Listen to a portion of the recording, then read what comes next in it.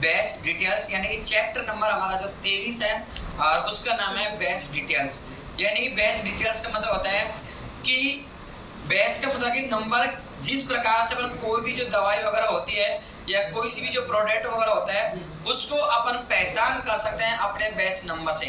अर्थात batch details का जो उपयोग किया जाता है वो किया जाता है चिकित्सा के क्षेत्र में, यानी कि चिकित्सा के क्षेत्र में दवाइयों का रिकॉर्ड तैयार करने के लिए इसी का उपयोग किया जाता है, जिसके अंदर दवाइयों की उत्पादन तिथि, दवाइयों की अंतिम तिथि तथा दवाइयों की पहचान करने के लिए उनके बैच नंबर डाले जाते हैं। अब कैसे इसका स्टार्ट करते हैं? सबसे पहले अपन बनाते हैं यहाँ पर कंपनी, और कंपनी बनाने के बाद यहाँ पर अपने कंपनी बना रखी है और सबसे पहले जाते हैं F11 पे। कहाँ पर जाते हैं? F11 पे। F11 पे जाने के बाद यहाँ पर हमें दो फंक्शन हमको दिखाई देता है, एक तो हमारा मेंटेन इनेबल बैच नंबर और एक आता है हमारा मेंटेन एक्सपायर डेट का। दोनों पे जाकर अपन इसको करते हैं क्लिक, इसको करते हैं क्लिक और एंटर करके इसको करते हैं अपन सेव। क्लियर? उसके बाद में क्या करते हैं, यहाँ पर जाते हैं और सीधा जो दवाइयों की सूची होती है उन दवाइयों की सूची अपन तैयार करते हैं। सूची तैयार करने के लिए वही सबसे पहले गेट ऑफ टैली, क्रिएट और स्टॉक आइटम पर जाकर जो दवाइयां अपन परचेज करना चाहते हैं उन दवाइयों की अपन सूची तैयार करेंगे। सबसे पहले मैंने यहाँ पर लिया पैरासीटामोल। पैरासीटामोल मैंने यहाँ पर लिया, ठीक है। यहाँ पर इसके अंदर काउंट करना 9, तो मैंने यहाँ पर लिया 9 के अंदर एंटर।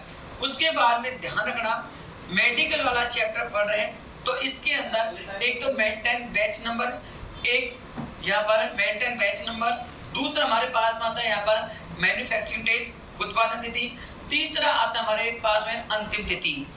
ये तीनों हमको मेडिकल भाग के अंदर कंपलसरी होता है। एंटर करके इसको करते हैं अपन सेव। ओके, इसको सेव करने के बाद एक दवाई वो लेते हैं अपन, जैसे यहाँ पर लिया इसको कोरेक्स, ठीक है। कोरेक्स लिया, नॉस पे करेंगे, इसको यस करेंगे, इसको यस करेंगे, यानी कहने का मतलब तीनों फंक्शन है, इसको करेंगे अपन यस। यस करने के बाद एंटर करते हैं सेव।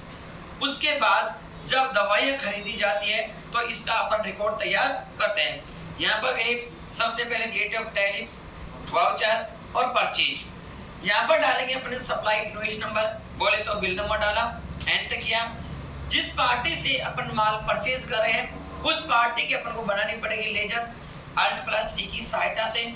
यहाँ पर अपने राधा मेडिकल स्टोर, ठीक है, राधा मेडिकल स्टोर से अपन यहाँ पर दवाई परचेज कर रहे हैं, तो राधा मेडिकल स्टोर का नाम अपने लिखा, परचेज कर रहे हैं तो यहाँ पर जाएगा सिंडिकेटर्स, एंटर क्लिक किया, एंटर किया।